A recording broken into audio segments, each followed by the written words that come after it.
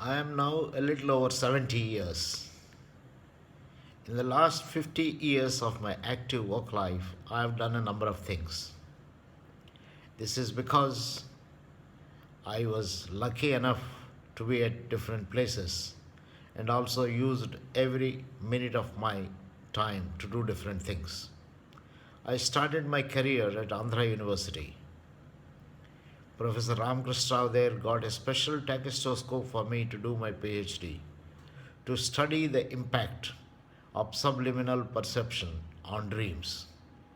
I worked on it for 6 months, but I wasn't very sure if that is what I wanted to do in life. It was very interesting experiments. I worked hard. Then I joined the National Institute of Health Administration and Education. I studied the classroom teacher behavior by observing actually what teachers do in the classroom and studied their impact on children. Then I wanted to restart my PhD thanks to a professor, Professor Uday Parikh, with whom I was working. I wanted to study the role of district health administrators and did 6 months of research on roles and role behavior. I was not very happy with that. Finally, settled down to study the impact of medical colleges and medical college environment on medical students. During the time, I also went through a course on programmed instruction and learned about programmed instruction. That was the time that we learned how to write programs, and the computers were not yet discovered. This was in late 60s and early 70s. And we learned about the art of teaching and the science of learning. B.F. Skinner's wonderful contributions and operant conditioning and so on. I wasn't happy working in a bureaucratic environment where the professor tells you that I cannot publish without his permission any article. I felt constrained, left that place, and joined a university where I started a department of applied psychology, taught new courses, entrepreneurship as a course, instrumentation as a course, and so on and so forth. Worked for 2 years. Then I got an opportunity to work at the Indian Institute of Management, Ahmedabad. At IIM, in the 20 years I worked full time, I did a number of things.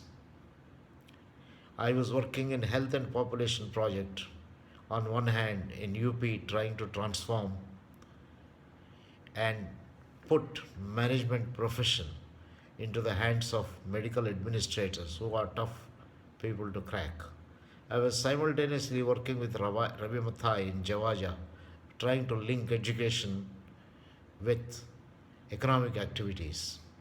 I taught new courses, invented, along with Uday Parikh, a new function called Human Resource Development, promoted HR philosophy, and worked as a UNESCO consultant, toured in different countries, helped Malaysia develop entrepreneurial activities, started as a UNIDO consultant at MIDF in Malaysia and trained a lot of entrepreneurs, worked with the American International Assurance to find out what makes $1 million roundtable holders to be effective insurance sales agents as contrasted with some of those who have not made a mark.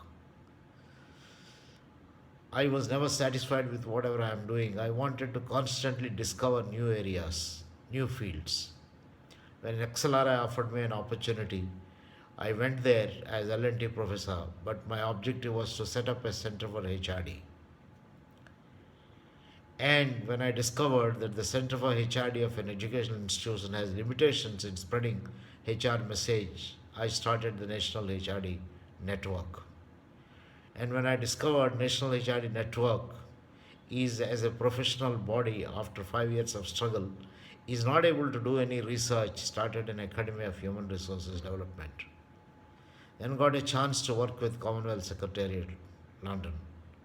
Went there and spent almost a year working at IDS Sussex and trying to investigate what makes some of the Commonwealth countries develop so well and what made some of the other countries like India not come up so well.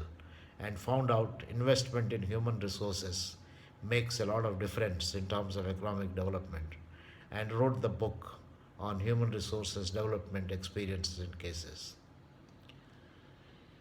Then after I got my 20 years medal, I felt that I can predict what I'm going to do at IIM Ahmedabad. I should do something different.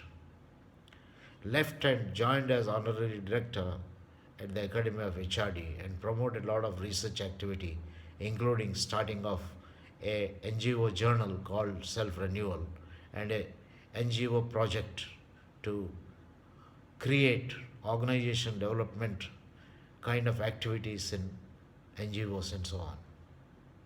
Not happy with this, started my own company where I can be the master of my time, master of my effort, and started TVRLS in the year 1997.